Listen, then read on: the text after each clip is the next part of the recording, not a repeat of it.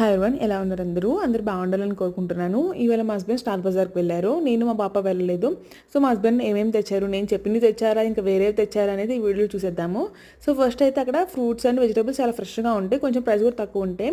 And normal groceries ఇవన్నీ మనకి అంతేమీ offers ఏమి ఉండవు, మామూలు ఫుల్ ప్రైస్డే ఉంటాయి.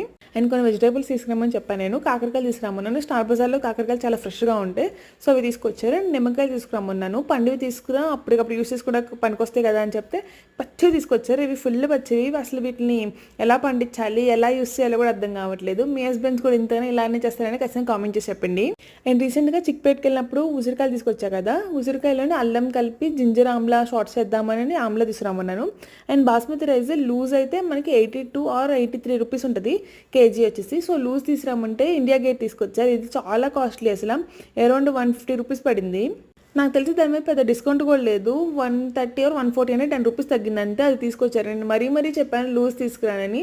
సో లూజు అది చాలా సిమిలర్గానే ఉంటుంది, బట్ అయినా అది తీసుకొచ్చారు. మీ హస్బెండ్స్ కూడా ఇలానే చేస్తూ ఉంటారా? అండ్ కొత్తిమీర కూడా అక్కడ చాలా బాగుంటుంది. మనకి కట్ వచ్చేసి 6 రూపీస్ or 7 రూపీస్ అలా పడుతుంది. చాలా అంటే చాలా ఫ్రెష్గా ఉంటుంది. అండ్ సోన్ పాపడి తీసుకొచ్చారు, ఇది కరాచీ బేకరీ వాళ్ళది, చాలా బాగుంటుంది ఫ్లేవర్ అనేది. అండ్ ఇంకా డార్క్ ఫ్యాంటసీ బిస్కెట్స్ కూడా తీసుకొచ్చారు. అండ్ ఈ కొన్ని ఐటమ్స్ చాలా అంటే చాలా తక్కువ ఐటమ్స్ ఉన్నాయి. మీ అన్నిటికీ బిల్ వచ్చేసి అరౌండ్ 400 రూపీస్ అయింది. Thank you for watching. Bye.